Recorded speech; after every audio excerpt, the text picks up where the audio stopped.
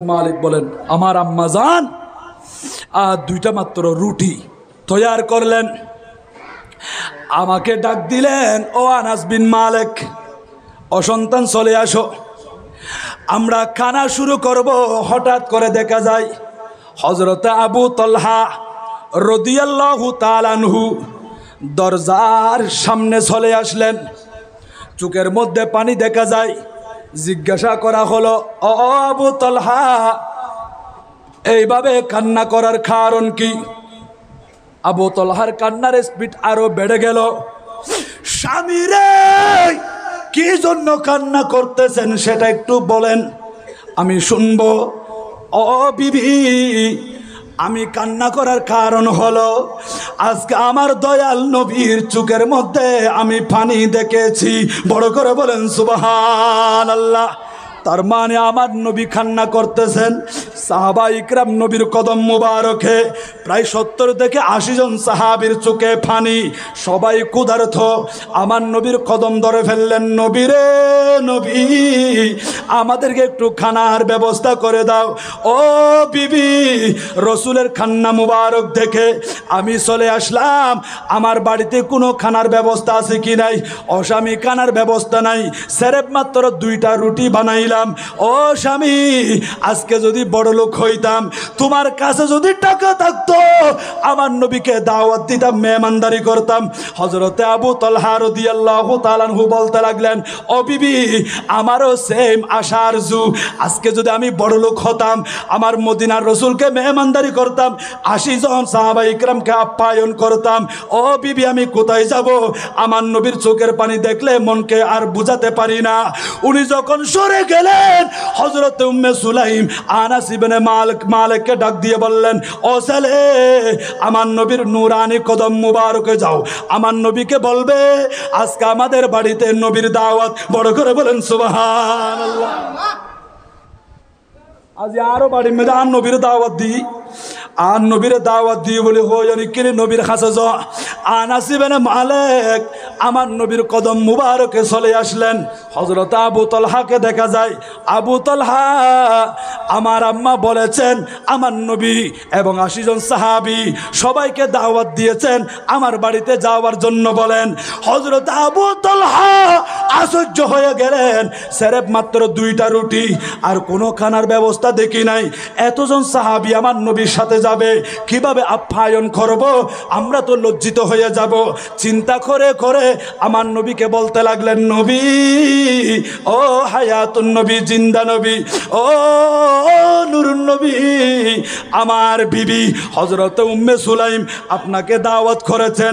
ইয়া রাসূলুল্লাহ, আপনার কদম মুবারক আমাদের বাড়িতে রাখতে হবে। আমার নবী বলল, সাহাবী রে, 70 থেকে 80 জন সাহাবী, তোমরা শুনে খুশি হয়ে যাবে, আজকে হযরত আবু তালহার বাড়িতে খানার দাওয়াত আছে। সবাই আনন্দিত হয়ে গেলেন আমার নবীর সাথে। কদম মুবারক মেরে মেরে, কদম রেখে রেখে হযরতে আনাস রাদিয়াল্লাহু তাআলা আনহুর বাড়ির দিকে আসতে লাগলেন। আবু তালহা বলেন, যখন উঠানের মধ্যে আমরা প্রবেশ করি, আমার নবী বলেন, আবু তালহা, একটু করে আমাকে কানে কানে বলে দাও, তোমার বাড়ির ভিতরে তোমার স্ত্রী হযরত উম্মে সুলাইম 80 জন সাহাবীর জন্য কি আইটেম করেছে, কি খানার আয়োজন করেছে। ইয়া রাসূলুল্লাহ, আমি জানি না, আমি সকাল থেকে উপবাস, আমি বাড়িতে কিচ্ছু খাই নাই। ও সাহাবী, একটু ভিতরে গিয়ে তোমার বিবির সাথে পরামর্শ করো। আবু তালহা দৌড় মারলেন, বিবির কাছে চলে আসলেন। ও বিবি, উম্মে সুলাইম আমার নবী চলে আসলেন আমার নবীর সাথে। 70 থেকে 80 জন সাহাবা ইকরাম দেখা যায়। ও বিবি, একটু করে বলো না তাদের জন্য কি আইটেমের ব্যবস্থা করা হয়েছে? ও স্বামী, আমার কাছে বেশি কিছু নাই, সেরেপ মাত্র 2টা রুটি। বিবি রে, 2টা রুটি দিয়ে এতগুলো মানুষ কিভাবে আহার করবে, তানাউল ফরমাবে? আমি তো একেবারে শর্মিন্দা হয়ে যাব। ও স্বামী, চিন্তা করতে হবে না, আমাদের বাড়িতে আজকে দয়াল নবী তশরিফ এনেছেন, এমন হায়াতুন নবী, জিন্দা নবী। আমার নবী বলেছেন, ইন্নামা আনা কাসিমুন ওয়াল্লাহু ইউতি, আল্লাহ দান করে, আমি নবী বন্টন করি। আজকে নবীর হাত মুবারক যদি বাজে, এই 2টা রুটি দিয়ে 80 জন কেন 80,000 মানুষও খেতে পারবে। বড় করে বলো না সুবহানাল্লাহ। আল্লাহু আকবার। ইয়া রাসূলুল্লাহ ইয়া গাউসুল আজম দস্তগীর জিন্দাবাদ জিন্দাবাদ। সালাতুন ইয়া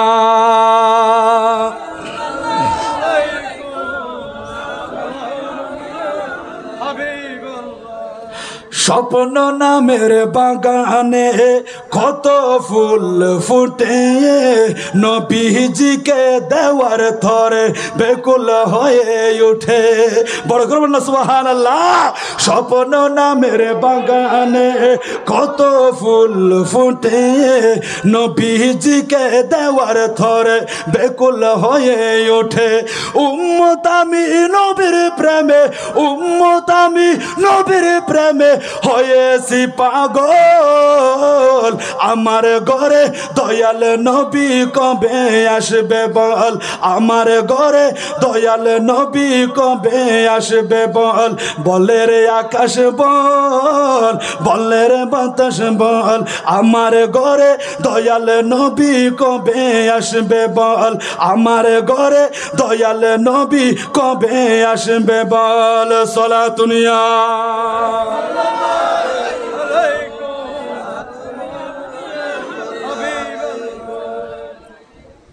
আপনি চিন্তা করবেন না, আমার নবী এমন ভাবে বরকত দিতে পারে ৮০ জন সাহাবা ইকরাম পেট ভরে খেতে পারবে। বড় করে বল না সুবহানাল্লাহ। নবীর কাছে ক্ষমতা আছে কি না? ইয়া রাসূলুল্লাহ ইয়া হাবিবাল্লাহ, আমার বিবি উম্মে সুলাইম শুধুমাত্র 2টা রুটি, এই 2টা রুটির ব্যবস্থা আমাদের বাড়িতে, অল্প করে দুধ আর কিছু নাই।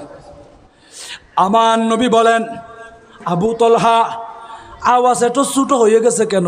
চিন্তা করতে হবে না, আনাস তোমার আম্মাজানের কাছ থেকে ওই 2টা রুটি আমি নবীর সামনে নিয়ে আসো। বড় করে বল না সুবহানাল্লাহ।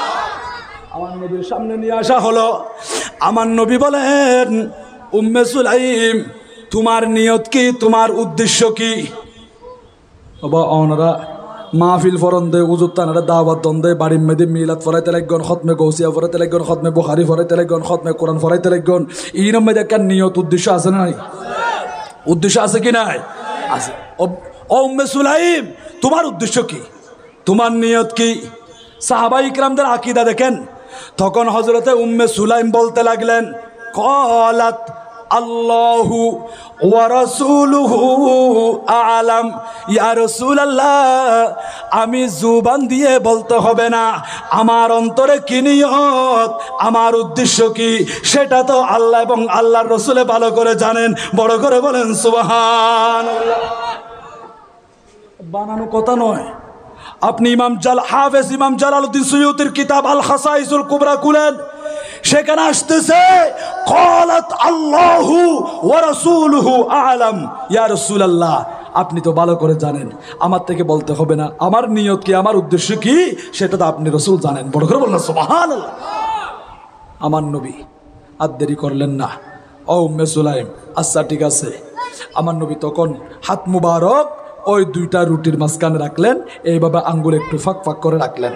আমার নবী মাশা আল্লাহু আন ইয়াকুল, আল্লাহর পক্ষ থেকে আমার নবী যা কিছু পেয়েছেন, আমার নবীর যা ইচ্ছা, এইভাবে নবী উষ্ট মুবারক দিয়ে পাঠ করলেন। আমার নবী ফাতিহা দেওয়ার পরে দোয়া দরুদ পাঠ করার পরে হযরতে আবু তলহা রাদিয়াল্লাহু তাআলা আনহুকে ডাক দিল, ও আবু তলহা, আমার সাহাবা ইকরামদের মাঝখান থেকে 10 জন সাহাবী ঘরের ভিতরে নিয়ে আসো। বড় করে বলেন সুবহানাল্লাহ। আবু তলহা চলে আসলেন, 10 জন সাহাবীকে নিয়ে আসা হলো। 10 জন সাহাবী আমার নবীর আঙ্গুল মুবারক এইভাবে রাখলেন, ও সাহাবী, এখান থেকে তোমরা আহার করো, বক্ষণ করো। সাহাবা ইকরাম নিতে লাগলেন, খাইতে খাইতে পেট ভরে গেল। ও সাহাবী, আর দরকার আছে?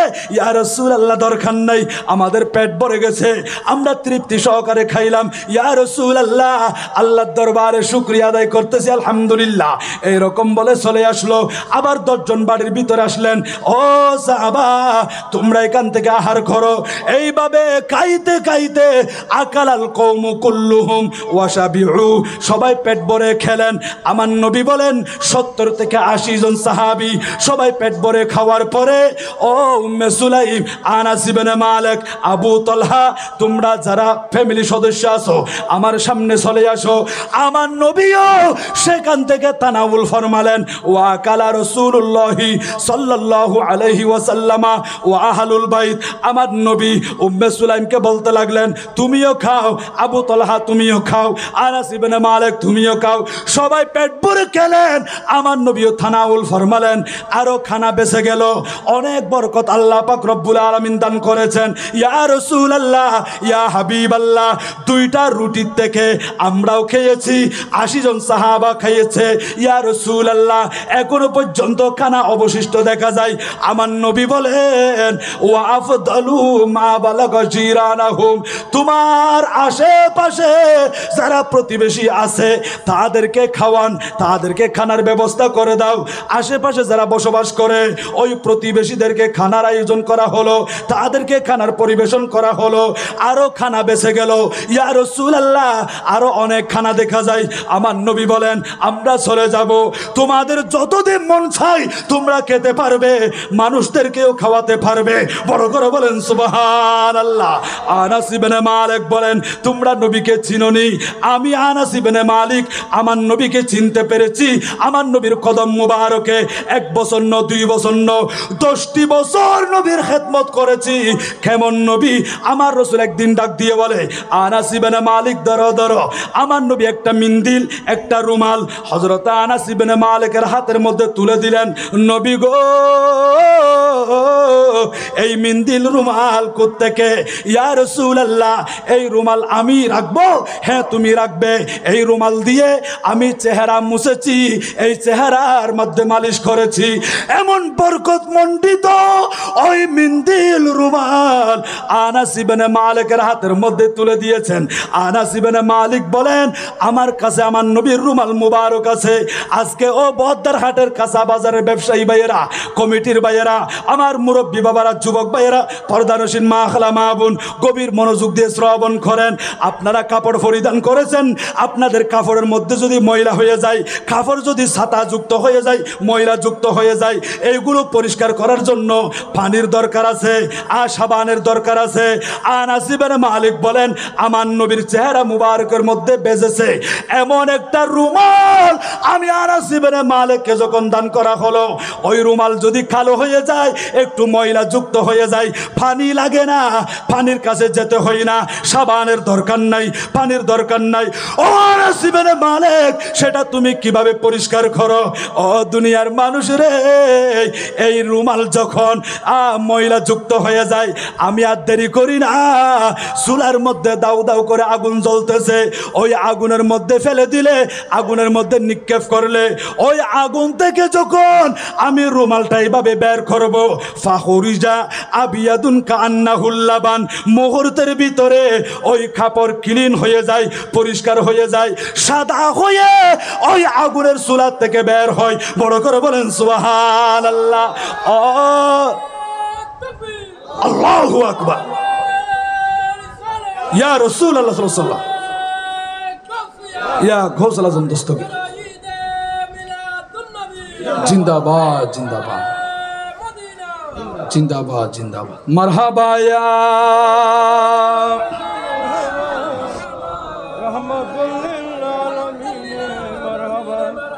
বাবা। নবী চিনেন না? দরকার আছে নাকি? দরকার আছে নাকি? নাই কেন নবী বাবা? কুরআন উঠাকর দেখো যারা, মালूम तुझे हो जाएगा है कौल मुहम्मद कौल खुदा कौल मुहम्मद কৌলে খুদা সুবহানাল্লাহ সুবহানাল্লাহ আই নামে মুহাম্মদ সাল্লি আলা সুবহানাল্লাহ সুবহানাল্লাহ মারহাবা ইয়া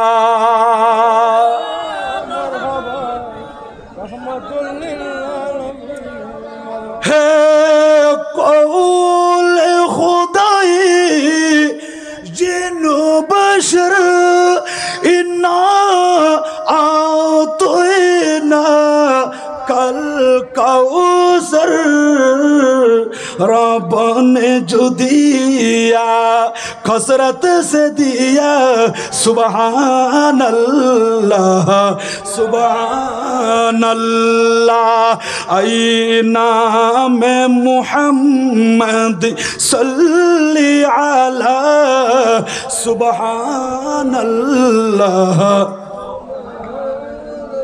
जबे माइन सुनाई नाते नबी सुन हो ज्ञानो ज्योति सुनते ही सुन्नी ने सुना सुन कर ये कहा सुबहान अल्लाह सुबहान अल्लाह आई नाम मुहम्मद सल्ली अला सुबहान अल्लाह सुबहान अल्लाह सलातुनिया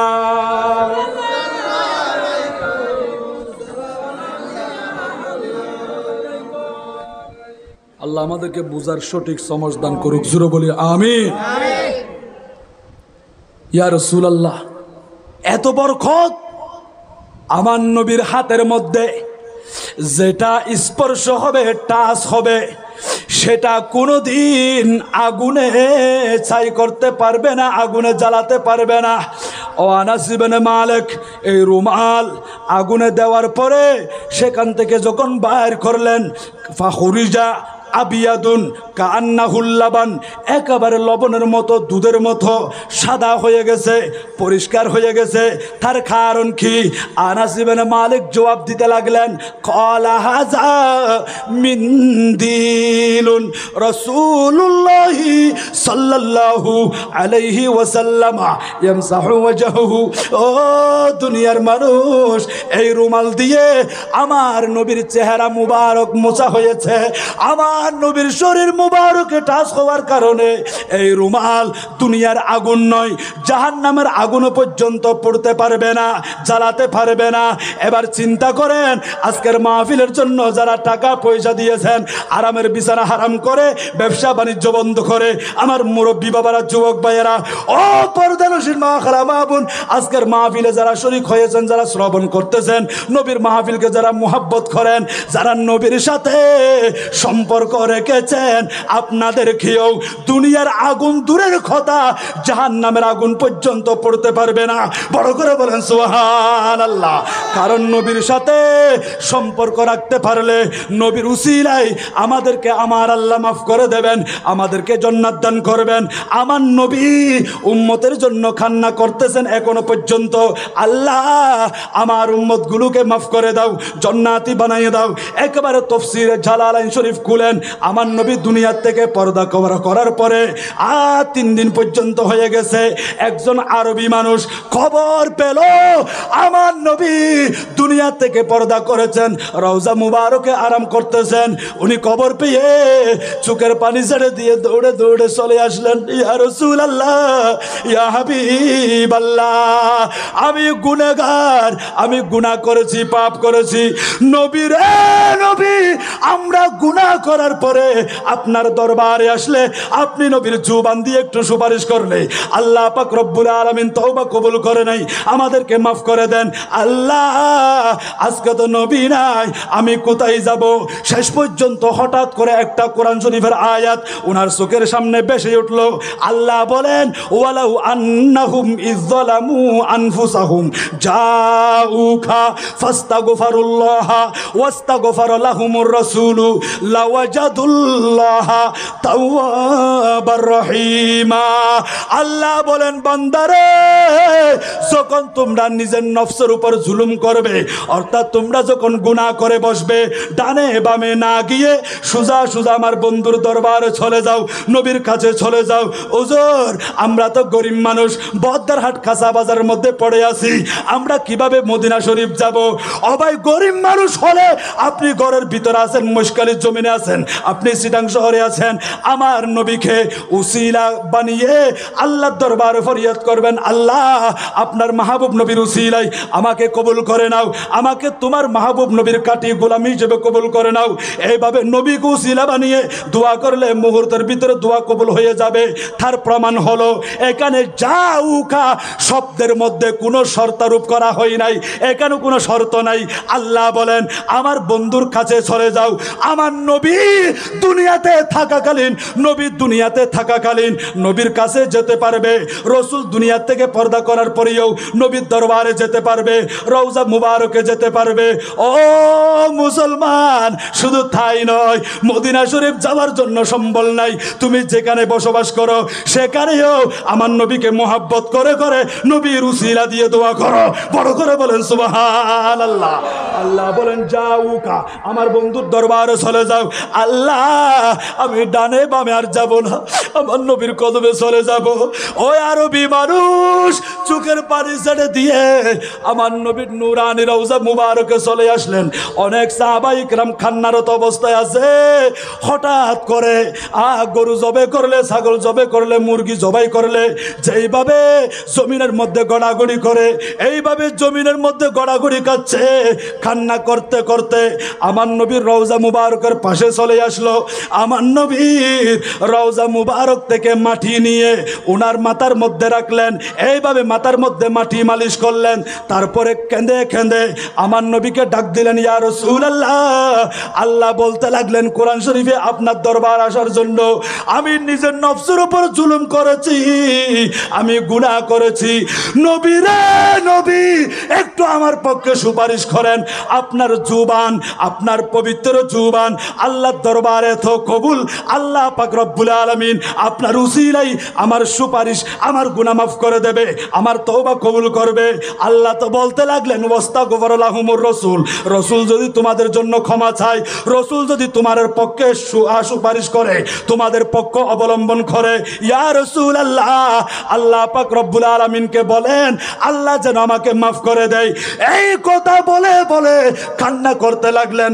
সাহাবায়ে কেরাম আশ্চর্য হয়ে গেল, কিরে এটা কোন পাগল হঠাৎ করে নবীর দরবারে চলে আসলো, এইভাবে কান্না করতে লাগলো। ও ভাই, একটু চোখের পানি মুছে ফেলো, একটু কান লাগিয়ে শুনো, রওজা মুবারক থেকে আওয়াজ আসতেছে। তাফসীরে জালালাইন শরীফ খুলুন, রওজা মুবারক থেকে আওয়াজ আসতেছে। আমার নবী ডাক দিয়ে বললেন ফানু দিয়া মিন কবরিহি, ও উম্মত শুনো শুনো, তোমরা মনে করো না আমি নবী রওজা মুবারকে তোমাদেরকে দেখি না, আমি নবী সবাইকে দেখি। আল্লাহ পাক রব্বুল আলামিন দেখার পাওয়ার ক্ষমতা আমি নবীকে দান করেছে। ও উম্মত, আর কান্না করতে হবে না, আমি রাসূল আল্লাহর দরবারে তোমার পক্ষ অবলম্বন করে তোমার জন্য সুপারিশ করেছি।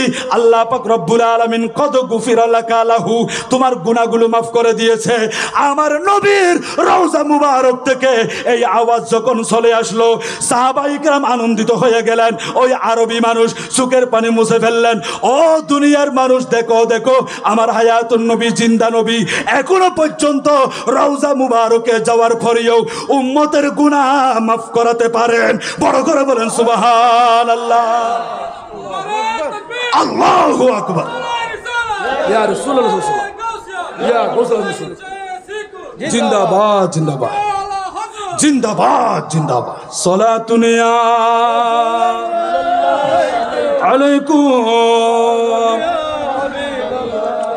সাতি শাজারু নাতাকাল হাজারু শাকাল কমারু বিইশারাতিহি আল্লাহু আল্লাহু আল্লাহু আল্লাহ আল্লাহু আল্লাহু আল্লাহু الصبح بدا من طلعته والليل دجى من وفرته الله الله الله الله الله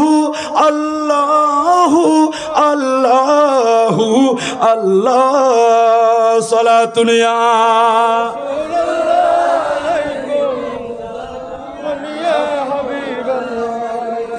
كنز الكرم مولى النعم هادي الأمم لشريعته الله الله الله الله الله الله الله الله الصبح بدا من طلعته والليل دجى من وفرته الله الله الله الله الله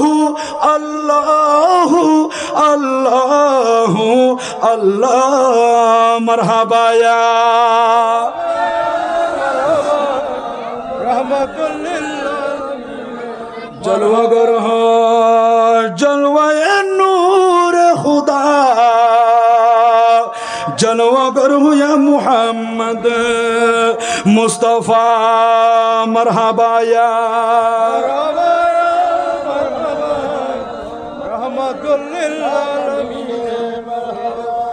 আল্লাহ কবুল করক বড় গ্রহণ না আমি নবী লাইব নাকি না লাইব বা দরকার আছে কি নাই হদে তোমাদের কাপড়গুলো পরিষ্কার করার জন্য দুনিয়ার পানির দরকার আছে পানির দরকার সাবানের দরকার কিন্তু আমার নবীর শরীর মুবারকে যেই কাপড় স্পর্শ হলো ওই কাপড় পরিষ্কার করার জন্য পানির দরকার নাই আগুনের মধ্যে ঢেলে দিল আগুনে সেটা পরিষ্কার করে দেয় বলে বললো সুবহানাল্লাহ খোদার খোদাই সব কিছু নবীকে চিনে কি চিনে না আমার নবীকে চিনে নবীকে জানে নবীকে মানে আমরা অনেক মানুষ হয়ে অনেক সময় দেখা যায় মানুষ হয়েও নবীর শানে গুস্তাখি করে বিয়াদবি করে বড় করে বলেন নাউজুবিল্লাহ আমার নবী বলতে লাগলেন হাদিস শরীফের মধ্যে ইন্নী লা আরিফু হাজারাম বিমাক্কা ও উম্মত মক্কা শরীফের মধ্যে ওই পাথর আমি নবী এখনো পর্যন্ত চিনি ইয়া রাসূলুল্লাহ মক্কা শরীফের মধ্যে তো অনেক পাথর আছে আপনি কোন পাথরটা চিনেন আমার নবী বলেন কানা ইউসাল্লিমু আলাইয়া ক্বাবলা আন উবাসা আমি নবী 40 বছরে নবুয়ত প্রকাশ করেছি নবুয়ত প্রকাশ করার আগেও আমি যখন মক্কা শরীফের অলিতে গলিতে রাস্তা দিয়ে চলাফেরা করতাম আমি যাওয়ার সময় ওই পাথর আমি নবীকে স্পষ্ট ভাষায় সালাম করত বড় করে বলেন সুবহানাল্লাহ লা আরিফুহুল আন আমি নবী ওই পাথর এখনো পর্যন্ত চিনি অবাই নবীকে জানতে হবে নবী সম্পর্কে বুঝতে হবে শুধু উম্মত হলে হবে না আমি নবীকে মানি এটা বললে হবে না। নবী সম্পর্কে আকীদা কিরকম রাখতে হবে, আকীদা আপনাকে কিরকম পোষণ করতে হবে। আমার নবী কেমন পাওয়ারফুল নবী দেখেন। হযরতে উসামা ইবনে যায়েদ রাদিয়াল্লাহু তাআলা আনহু বয়ান করেন, আমার নবী হজ পালন করার জন্য মদিনা শরীফ থেকে মক্কা শরীফের দিকে রওনা হয়েছেন। আমার নবীর সাথে সাহাবায়ে কেরাম আছে। যেতে যেতে মক্কা শরীফ প্রবেশ করার আগে আগে হঠাৎ করে দেখা যায় একজন মহিলা ছোট্ট একটা বাচ্চা বুকের মধ্যে নিয়ে কেঁদে কেঁদে নবীর দরবারে চলে আসলেন। আমার নবীকে সালাম করলেন। আমার নবী দাঁড়িয়ে গেলেন, ও মহিলা কি জন্য এসেছো? ইয়া রাসূলুল্লাহ, আমার কলিজার টুকরা, আমার ধন, আমার সন্তান অসুস্থ। যেদিন থেকে জন্ম লাভ করেছে, জন্মলগ্ন থেকে আমি একটু করে খেয়াল করলাম আমার ছেলেকে কোনো অনিষ্টকর, কোনো খারাপ কিছু পাকড়াও করেছে, আসর করেছে। ইয়া রাসূলুল্লাহ, একটু দোয়া করে দেন। অনেক ডাক্তার উজা বৈদ্য দেখাইলাম, কোনো ডাক্তার এলাজ করে তন্দুরস্ত করতে পারে নাই। নবী রে নবী, আপনি তো দয়ার সাগর নবী, আপনার কাছে শেফা আছে, আপনি বড় মুস্তাশফা। আপনার মতো হাসপাতাল, এত বড় হাসপাতাল, এত বড় শেফা খানা দুনিয়ার জমিন আর কোথাও নাই। ইয়া রাসূলুল্লাহ, আপনি একটু দোয়া করে দেন। আমার নবী ওই সন্তানের জন্য দোয়া করে দিলেন। ইয়া রাসূলুল্লাহ, ইয়া হাবিবাল্লাহ, আপনি দোয়া করার সাথে সাথে আমার সন্তানের চেহারা পরিষ্কার হয়ে গেছে, ক্লিন হয়ে গেছে। আমার নবী সুসংবাদ দিল, ও মহিলা, তুমি ভবিষ্যতেও এই সন্তানের কাছে এই বিমার, এই অসুখ আর কোনোদিন দেখবে না, এই রোগ আর কোনোদিন পাকড়াও করবে না। তোমার ছেলে সুস্থ হয়ে গেছে, এবার তুমি চলে যেতে পারবে। ইয়া রাসূলুল্লাহ, আমি চলে যাব, কিন্তু যাওয়ার আগে একটা কথা আমাকে দিতে হবে। আপনি হজ পালন করে আসার সময় এই জায়গার মধ্যে একটু করে আরাম করবেন। এখানে তাবু কাটালে আমি আপনাকে আপ্যায়ন করতে পারবো, মেহমানদারি করতে পারবো। এখন তো আপনাদের হাতের মধ্যে সময় নাই। নবী গো, একটু স্মরণ রাখবেন, খেয়াল রাখবেন। এই জায়গার মধ্যে আসার সময় আপনি একটু খেয়াল রাখবেন। আমি আপনার জন্য পথের মধ্যে দাঁড়িয়ে থাকবো, আপনার পথের মধ্যে চেয়ে চেয়ে থাকবো। আমার রাসূল বলেন, ও মহিলা, ঠিক আছে, চিন্তা করো না, আমি হজ পালন করে আসার সময় এই জায়গার মধ্যে তোমার জন্য ইন্তজার করব, ওয়াইটিংয়ে থাকবো। আমার নবীর সাথে সাহাবায়ে কেরাম আছে। ও মুরব্বী বাবারা, যুবক ভাইয়েরা, মাসুম কচি কাচরা বাচ্চারা, নবীকে চিনো, নবীর মোহাব্বত এটা অন্তরের মধ্যে ফিট করো। আপনারা বলবেন, হুজুর, ছোট ছোট মাসুম কচি কাচরা বাচ্চাদেরকে নবীর মোহাব্বত কি শিখাবো? ও ভাই, আপনারা জানেন না, হাদিস শরীফ খুলেন, আমার নবী বলেন, ও উম্মত, তোমরা সন্তানদেরকে সর্বপ্রথম 3টা আদব শিক্ষা দেবে। কয়টা আদব? 3টা আদব শিক্ষা দেবে। তন্মধ্যে প্রথম নম্বর আদব হলো তোমাদের সন্তানদেরকে নবীর মোহাব্বত শিক্ষা দেবে। বড় করে বলুন সুবহানাল্লাহ। নামাজ তো পড়ে, আমার নবী বলেন, মুরু আউলাদাকুম বিসসালাতি ওয়া হুম আবনাউ সাবআ সিনিন, তোমরা নামাজের আদেশ করবে সন্তানের বয়স যখন 7 বছর হবে। কয় বছর? যখন 7 বছর হবে নামাজের শিক্ষা দেবে। যদি 10 বছর হয়ে যায় নামাজ না পড়লে, ওয়াদরিবুহুম আলাইহা, তাদেরকে প্রহার করো, মেরে মেরে তাদেরকে নামাজ পড়াতে হবে। এই নামাজের আদেশ দিবেন 7 বছর বয়সে। কিন্তু তার আগেও আপনার ছেলের অন্তরের মধ্যে নবীর মোহাব্বত ফিট করতে হবে। আমার নবী বলেন, সন্তান যখন কথা বলতে শুরু করবে, আব্বা, আম্মা, দাদু, নানু, এরকম যখন একটু একটু লফজ বের হয়, শব্দ যখন বের হয়, তোমার সন্তানকে কলমা শরীফ পড়াও, তোমার সন্তানকে নবীর মুহাব্বত শিক্ষা দাও, আহলে বাইতের মুহাব্বত শিক্ষা দাও।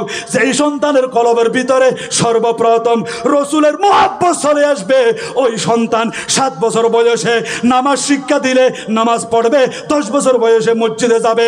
ওই সন্তান কোনোদিন বদকার হবে না, নেককার হয়ে সমাজকে আলোকিত করবে, আপনার চেহারা আলোকিত করবে, আপনার বংশকে দামি করবে। এই রকম সন্তান যদি পেতে চাও, তাহলে নবীর হাদিস মোতাবেক আমল করো। সর্বপ্রথম নবীর মুহাব্বত অন্তরে ফিট করতে হবে। বড় করে বলেন সুবহানাল্লাহ।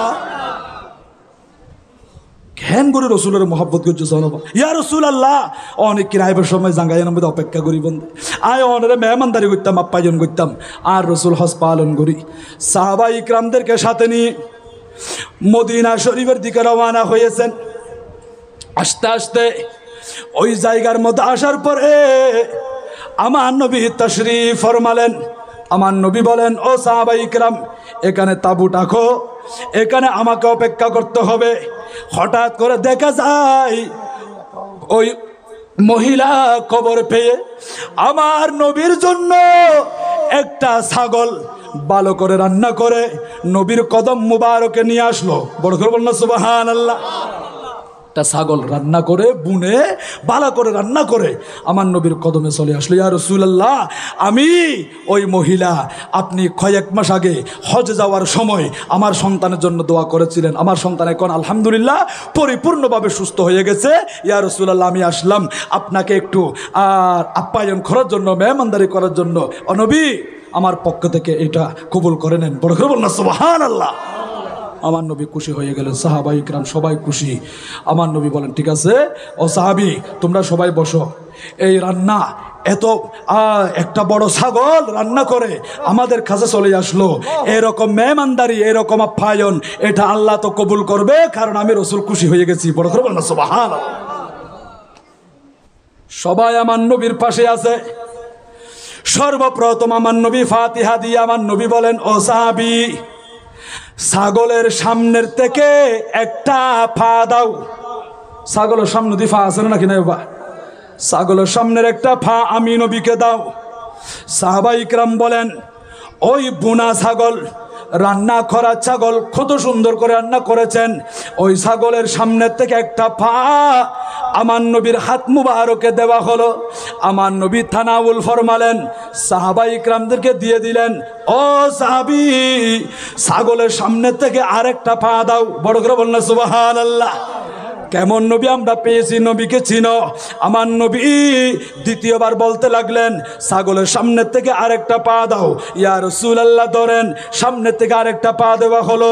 সেটা খাওয়ার পরে আমার রাসূল বলেন, সামনের থেকে আরেকটা পা দাও। আশ্চর্য হয়ে গেল, ইয়া রাসূলুল্লাহ, একটা ছাগলের সামনে পা থাকে দুইটা, কয়টা? সামনে দুইটা, পিছনে দুইটা। আপনি বললেন, ইয়া রাসূলুল্লাহ, আপনি প্রথমবার একটা ছাগলের সামনের থেকে পা তানাউল ফরমালেন, দ্বিতীয়বারও সামনের থেকে পা দেওয়া হলো। ইয়া রাসূলুল্লাহ, তৃতীয়বার বলতে লাগলেন সামনের থেকে আরেকটা পা দেওয়ার জন্য। একটা ছাগলের মধ্যে সামনে পা থাকে দুইটা, এখন দুইটা পা আপনি বক্ষণ করেছেন, আহার করেছেন।